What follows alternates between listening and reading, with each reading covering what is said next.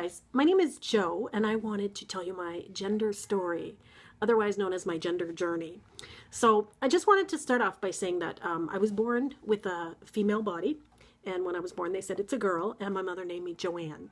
And my childhood in the 70s consisted of what lots of kids in the 70s had, which was like wearing kind of gender neutral clothing, i.e., brown corduroys and little yellow t-shirts. I remember running around without a shirt on a lot when I was like under 6 or 7. I think up until I was about 6, I used to run around with no shirt on.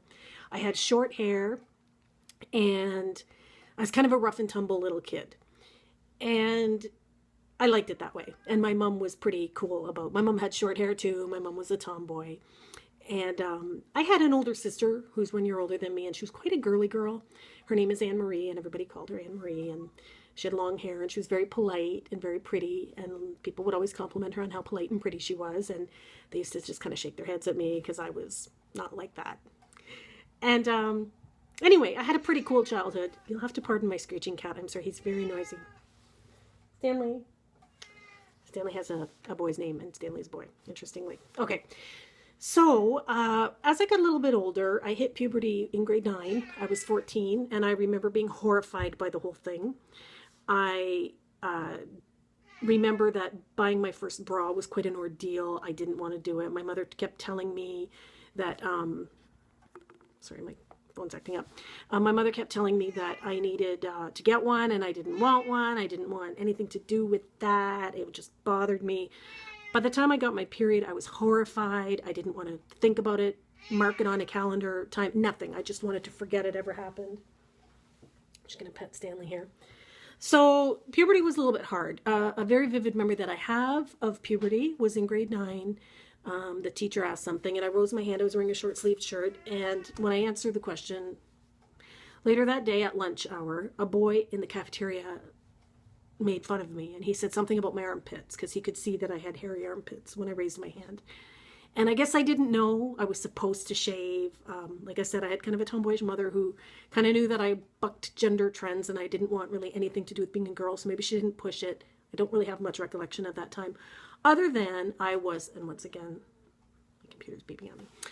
Once again, I was shamed into sort of behaving like a girl. And I think a lot of people in my situation were kind of that way. They were told, you know, this is how you should be, or you will be mercilessly mocked.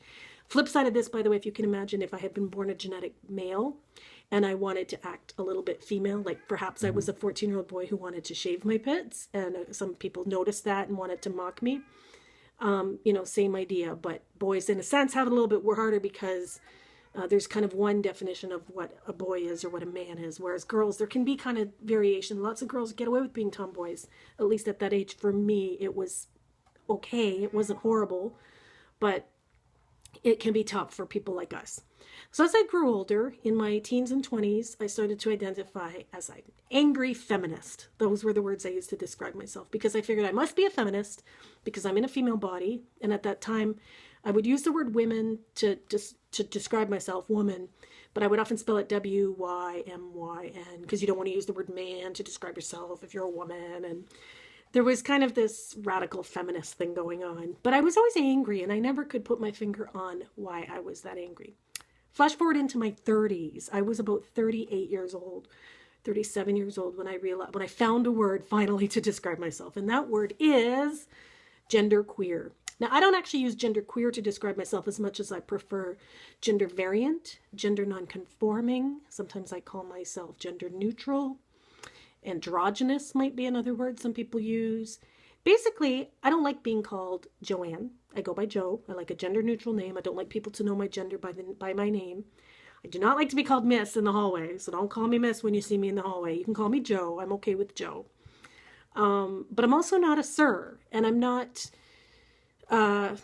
too cool with the genderization of everything, how everything has to be black and white, because in this world we live in, there are some people, like myself, who do not identify as the gender, the sex they were born. Sex is between your legs, gender is between your ears, by the way, in case we haven't covered that in the session yet. Who I am, what my gender is, I get to decide that. I know that. I know what gender I am, just like you know what gender you are. And if I were to ask you if you were a boy or girl, vast majority of us in this room would probably have no problem answering that question. You know who you are. And if I were to ask you, how do you know who you are?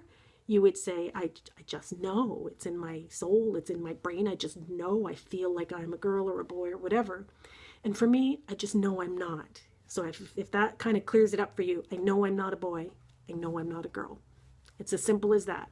I may have body parts that are identified in one category or the other. I may have traits. I may have long hair. I may have traits that identify me as one or the other, but that is not my gender. My gender is a societal construct. We're going to talk about this a little more. It's what people kind of, gender is, it's who you are. It's in your brain. And as I said, I identify as gender neutral, gender queer, gender non-conforming. We can talk a little bit more about that, but I wanted to kind of introduce you to someone who does not fall into the black and white world of male and female. And that's what we call the gender binary, like an on-off switch or black and white. Some people are in the gray. So hope we can talk a bit more about this as the session goes on. Bye-bye.